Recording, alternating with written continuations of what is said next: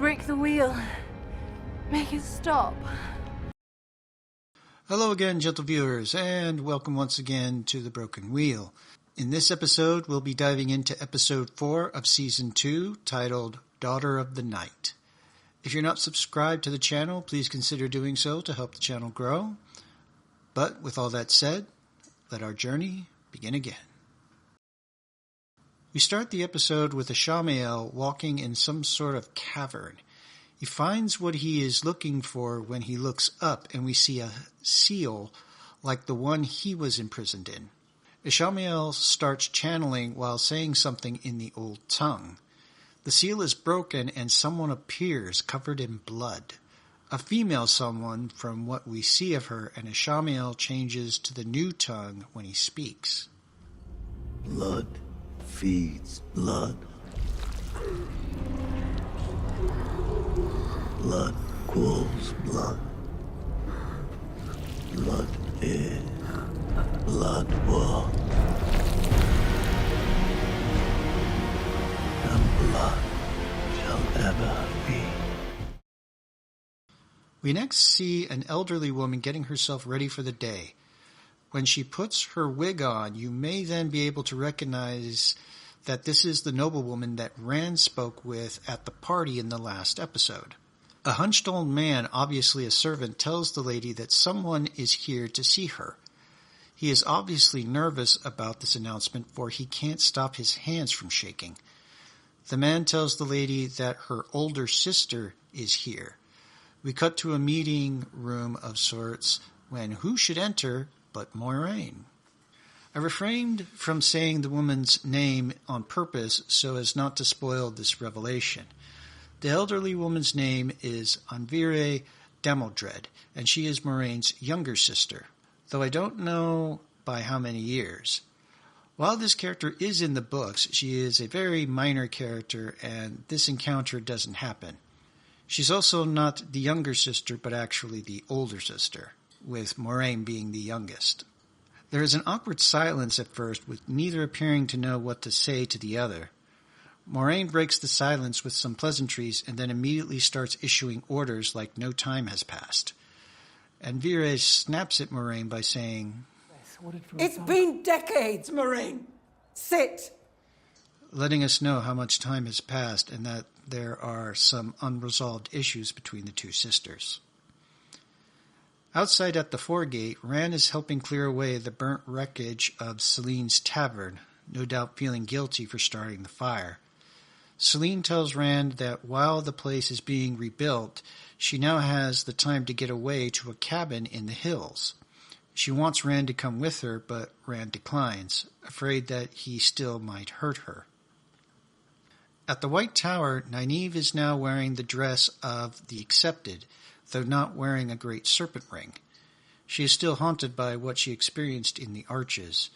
She answers a knock at her door, and we also see that she has been moved into bigger accommodations now that she is accepted.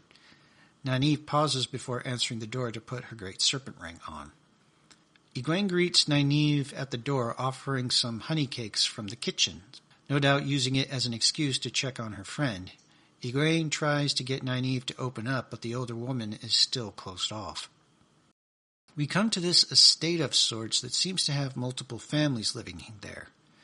We see Alanna and her warders are there, giving us the impression that this is Alanna's home outside of Tar Valon. We also see that Lan is with them, though his hair and clothing are much different. Alanna is trying to make the transition of changing Aes Sedai as easy as possible by bringing him to happier surroundings. While Lan is finding the change of scenery pleasant, he still is unsure of what he should do next. Alanna tells Lan that Moiraine used to be happier. Then a year before she bonded Lan, she changed suddenly, though Alanna does not know why. Speaking of, we find Moiraine at the asylum that Rand has been working at, getting a report about his activities from Rand's supervisor. Moiraine is once again wearing a blue gem on a chain on her forehead. This is a traditional ornament worn by the ladies of Cairn called a kasira, which she wears quite often in the books. Moraine visits Logain, and we learn that Moraine had him placed there herself so that Rand could learn to channel from him. She is displeased that Logain has not done so, and he tells her, You took everything from me. Everything. Really think I'll dance on your strings for a bottle of wine? Moraine draws her knife and tells Logain that if he does what she asks, she will help him die. Nyneave goes to the fighting pit looking for Maxim and Yvonne, but learns that they have left the tower with Alana. She also learns that the whole tower is talking about how she was able to channel inside the arches, which has never been done. Leandrin observes this interaction until she receives a letter. Leandrin goes to see Lyanna and questions the Keeper of the Chronicles about reports of the West being under attack, no doubt referring to the Seanchan. Lyanna tells her that the Amyrlin has already dispatched a group of Aes Sedai to investigate and nothing else. As Leandrin leaves, she says, You know, if she falls, you'll fall with her. While following Elias, Perrin asks what they are. Elias explains that they are called Wolf Brothers, and that they and the wolves are one. Perrin has another vision, this time of a stag. Elias elaborates that the vision is their shared language and how the wolves communicate. In this, the wolves are showing them prey that they will all eat. Perrin guesses that the wolves knew the Seanchan were going to attack, and that is why Elias chose not to sleep in the village. Elias eats his share of the meal raw like the wolves, insisting that Perrin will eventually lose his taste for cooked flesh. He goes on to say that he and the wolves have been watching him for a while, most likely ever since Perrin first encountered wolves in Season 1. Elias explains that Perrin has been sending them images for months but didn't know it. This is why the wolves came to save Perrin and Egwene from the White Cloaks and how they found him. Elias says that the wolf that Perrin followed from the caravan likes him, for the wolf also lost his mate. Perrin asks what the wolf's name is, and Elias tells him that the wolf will show Perrin when the wolf is ready. Perrin then has a vision of the wolf leaping into the air. He then knows that the wolf's name is Hopper. Obviously having changed his mind, Rand accompanies Selene to her cabin in the mountains. Rand says this place reminds him of home, and Selene opens up about the only man she ever loved. They used to come here often and would joke about never wanting to leave. Min and Mat decide to stop at an inn just outside of Chiron. When Min speaks with the innkeeper about rooms for the night, she requests the attic. She also says that someone should be waiting for her there. The innkeeper tells Min that the person hasn't arrived and asks who she is meeting. Min responds, I'm not entirely sure. But send them up when they get here. They'll be asking for the same room. Leandrin finds Nyneave in the Arch's chamber.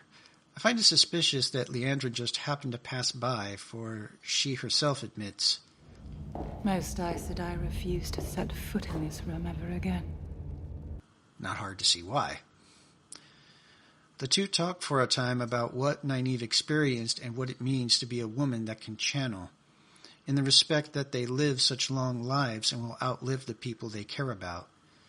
Leandrin then tells Nyneave about an invasion in the west and that the tower's spies have learned that Perrin's party have been taken prisoner. She then makes Nyneave promise not to do anything rash.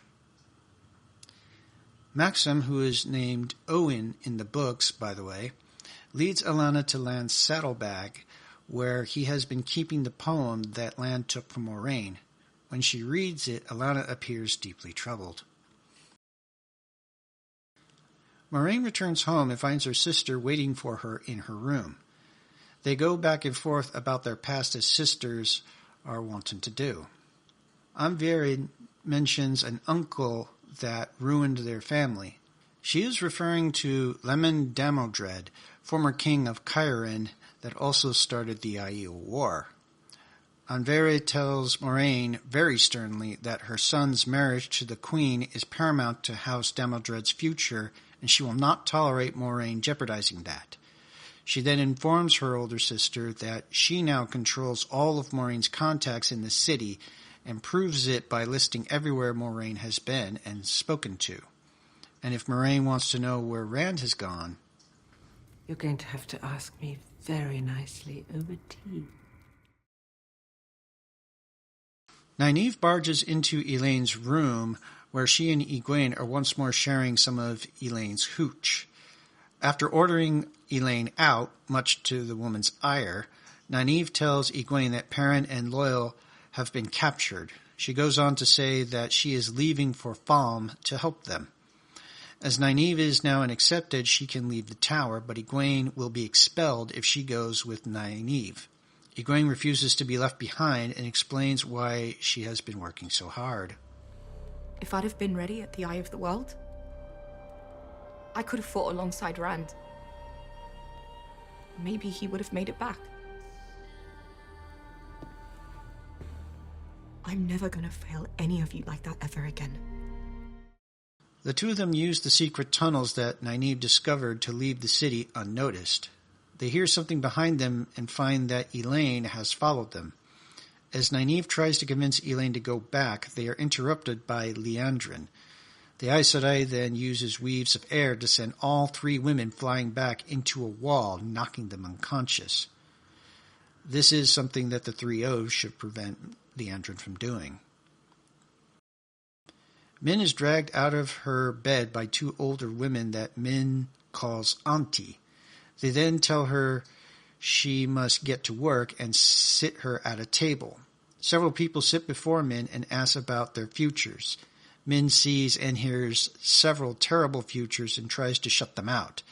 Everything becomes silent, and Min finds Ishamael is now sitting in front of her.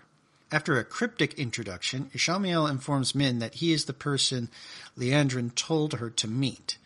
He tells her that he is the only one that can take away her visions and that she is to bring Mat to Chiron, though doesn't explain why. Back at Selene's cabin, Rand and Selene are sleeping outside under the stars. It really is a romantic picture. Rand awakens and is attacked by a Fade. This wakes up Selene, and Rand channels to protect them both from the Shadow Spawn. Selene is freaked out at first, now knowing that Rand can channel. However, she seems to calm down and tells Rand that she accepts him for what he is. Alana and Maxim bring the poem to Yvonne, and we learn that this is actually a prophecy in the Old Tongue, one that tells of the daughter of the night, Lanfear, the most powerful woman among the Forsaken and Ishamael's second in command. This is the woman that Ishamael freed at the beginning of the episode. We cut back to things getting kinky between Rand and Selene, when suddenly Selene is impaled from behind with Rand's sword. Moiraine appears and slits Selene's throat for good measure. Rand is outraged at first at Moiraine for killing Selene. However, Moiraine tells Rand that Selene is actually Lanfear and that she can't kill her, for the Forsaken are immortal. Rand chooses to believe Moiraine, and the two of them run out of the cabin. As they do so, we see that Lanfear is still very much alive. So I hope you've enjoyed this video on episode 4 of season 2 of the Wheel of Time series. If you like this content, please consider leaving a like and or comment below.